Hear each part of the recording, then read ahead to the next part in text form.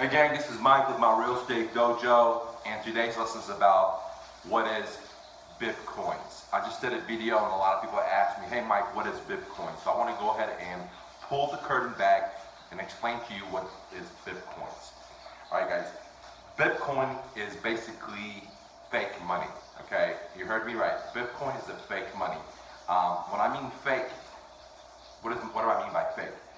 Fake is what I mean by fiat. It's not backed by anything.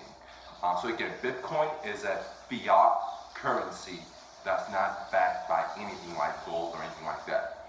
Now, before you say, oh my God, well, this is fake money, let me explain to you that your US dollars, this money right here that we use every day, this is fake money too. This is called fiat. This money right here is not backed by anything. Back in the days, our paper dollar was backed by gold, but during the recession and depression, the government changed that and they took the dollar off the gold standard. So now our dollar is fake money, basically is fiat. So the dollar is exactly the same thing as Bitcoin. But let me run through what Bitcoin is compared to the dollar. Bitcoin is it's like the internet. It's a digital currency. Okay, and this really has taken off because Bitcoin, unlike the US dollar, where if you have a US dollar, you can only purchase stuff from the United States, with Bitcoin, it's the world currency, where you could transact with somebody with Bitcoins in China, in India, and you don't have to take your dollars, go to an exchange and exchange it with the current currency in that country before you're able to purchase anything. With Bitcoins, you're able to purchase any kind of product in people from India, Russia, it doesn't matter. You don't have to change your currency to the local currency. So that's what makes Bitcoins very powerful, because Bitcoin is basically the universal currency. It doesn't matter what country you're in. So let's go through it. So number one is Bitcoin is fiat, which means that it's not backed by any tangible item. It's not backed by gold. It's not backed by diamonds. It's not backed by anything. The only reason people have belief in it is because of a belief system. The only reason it has value is because of our belief system. Just like the US dollar. The only reason we accept US dollars is not because it's backed by gold, it's just because everybody understands that other people are going to accept and trade for your dollars for goods and services. Same thing with Bitcoin. Bitcoin is fiat money, which is fake money. The only reason it's being accepted is because our confidence, our faith into, our belief system into the Bitcoin. So first and foremost, Bitcoin is like the US dollar, which is fake money, is fiat, is not backed by anything. The second point about Bitcoin is that it's a universal currency. Again, it'll be accepted in China, is accepted in India, etc. Now, this new currency is not widespread as, let's say, the US dollar, but it looks like it's getting there, because when I first studied Bitcoins, it was worth like a couple of dollars, then it went to $100. Now today, right before I did this video, is roughly around $1,235. Okay, so let's just say $1,200 per Bitcoins. So it went from $1 all the way to $1,200. And right before I did this video, gold right now is selling for $1,285. So as you can see, Bitcoins is at $1,200 and gold is $1,285. So gold and Bitcoins at the current time are basically at the same price range, or very close to each other. Now, that said, Bitcoin does fluctuate up and down, just like the US dollar, okay? Just like gold, So let's go to point number 3. So I talked about Bitcoin being fake money.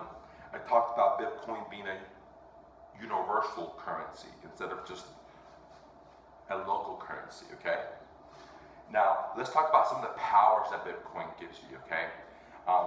This is one of the reasons I started studying it heavily, is because, as Mr. President Obama said, Bitcoin is like having a Swiss banking account on your cell phone or in your own pocket. What that means is that Bitcoin is not owned by any government, and it's definitely not owned by the fucking banksters, the central banking system, the central cartel of the world, where they control the whole universe, the whole world through slavery with their fiat money, okay? So Bitcoin It's not owned by any government. It's not owned by the US government. It's not owned by China. It's not owned by Russia. It's not owned by any country. And more importantly, it's out of the hands of the fucking greedy banksters, the gangsters, the central banking system.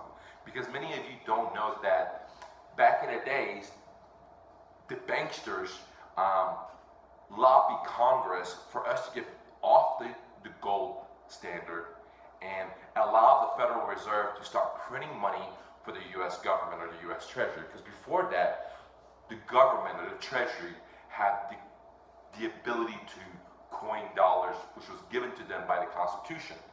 But later on, the banksters lobbied Congress and they changed all that stuff, where now we have the Federal Reserve that prints out money and they give the money to the Treasury. So now our US government does not coin or print money. It's all done to the Federal Reserve. And the Federal Reserve is not federal. It's a privately owned corporations of the richest people in the world, which I call the gangsters.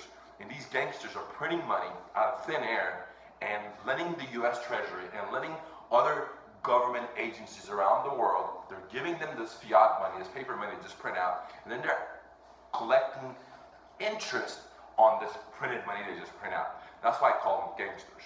So one of the most powerful things about Bitcoin is that A, no government owns it, but more importantly, no fucking central bank owns it. No central bank owns it. So the Rockefellers, Federal Reserve, none of these motherfuckers have their dirty, greedy hands on your money, which is very, very, very powerful.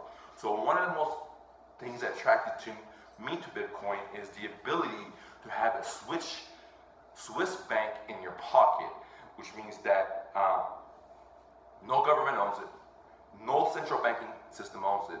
Therefore, none of these fucking bastards can reach into your fucking account and take your money. How can you say, well, Mike, the bank doesn't take my money right now? Well, they can, okay? There's a couple of ways the bank can take your money, okay? The government can take your money, like the IRS can freeze your account. If you get a lawsuit, you get a judgment, the creditors can reach into your account and take your money. So you have the government be able to take your money, you have the bankers to take your money. All these things can happen. You can have an economic crisis that happened in Cyprus, where the state basically took the riches of the people. So it can happen. And one of the advantages of Bitcoin is that I'm my own bank, you're your own bank, Sally's own bank, Jose's own bank, Bob is his own bank. So we don't need the fucking government, nor do we need the central bankers to beg for their permission to have our riches, because we're the one that worked for our riches. We're the one that went to college, or we're the one that started a business, or we're the one that put the sweat equity to create this money.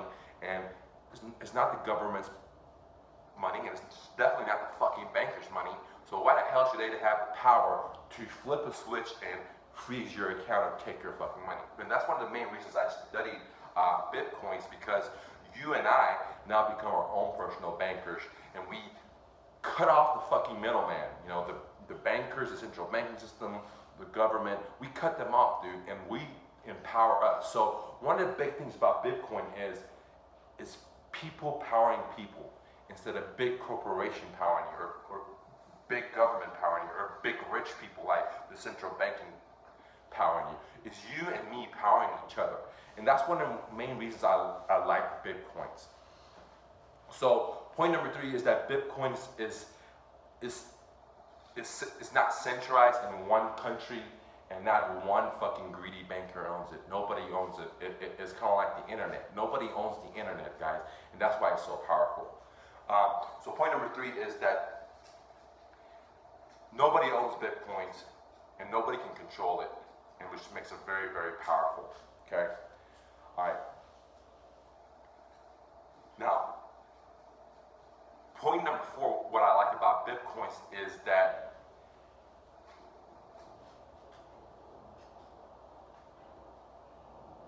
it gives you a lot of privacy, okay? What do I mean by that? Like, for example, when I go to the bank and I talk to the teller, you know, I give them my debit card or my driver's license, that lady looks online and she can see how much money I have and etc. So it's not really privacy, they get to see how much I have. Where with Bitcoins, I'm my own bank teller. Nobody knows how much money I have. Only me and my cell phone or me and my gadget knows exactly how much money I have. So it gives you a lot of privacy.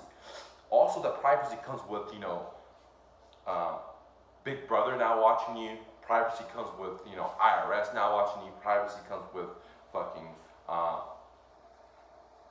corporations not know what the fuck you do. Because believe it or not, when you bank, let's say with Bank of America or Capital One or Wells Fargo, they have all these fucking institutions. They're like their sisters, and they share your information. They share, if you're Bank of America, they share that information with their cousins and their sisters' fat businesses, and they soliciting to you. So they know how much money you have. Should they call you for you to invest in Merrill Lynch? Should they call you to invest in this or that? Because they share information.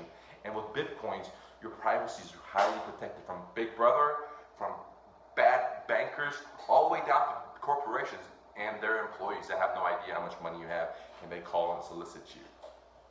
Okay, so I just talked about a couple of reasons why I studied Bitcoins and what is Bitcoin. So again, let's run right through it, okay? Bitcoin allows you to have privacy. Bitcoins allows you to be your own fucking bank. Bitcoin saves you a tremendous amount of money from, like, say, if you want to transfer money from, let's say, one country to another, or if you want to pay somebody, if you want to say, pay somebody. For example, with our current banking system, I've been in business for 15, 14 years, and I have set up merchant accounts for my old company, Dr. Move, for Plug and Realty, for my old company, Plug and Realty. And man, guys, when somebody sends me $100, I lose at least like 5% of that money easily. I have to pay transaction fees, I have to pay discount fees, I have to pay dispatching fees, I have to pay monthly fees, I have to pay all these fucking fees for this fucking credited card company to basically accept my money and process it for me and then give it to me. And I have to give them anywhere from like 5% of my money, if not more. With Bitcoins, for example, I could put a little Bitcoin address on my website. You could send me Bitcoins, and it's very low fees, if not zero fees, guys. Okay, so very, very powerful, especially if you're a merchant, if you own businesses. If you own businesses, you know that let's say if you do $100,000 a month, you know that you're paying thousands of dollars a month to the credit card company for them just to run your money. Okay, with Bitcoins, I could put my wallet link on there. You could send me Bitcoins, and I might not lose any money.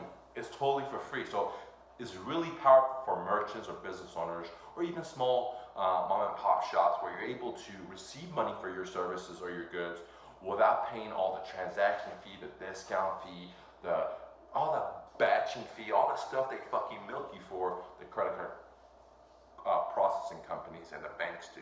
So Bitcoin is very, very powerful. I'm sure I missed a couple of ideas out of here because I'm freestyling, but let me think. I want to talk about privacy. I want to talk about how you have the power to become your own bank.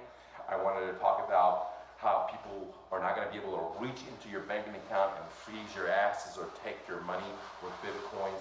I talked about how Bitcoins is a universal currency where you're able to exchange Bitcoins from a product in China or a product in Russia without exchanging your Bitcoins for the currency in that country. We talked about the power that Bitcoin gives you. We talked about how much money Bitcoin helps you save if you want to transfer money, or if you're a merchant, you get to save a lot of money.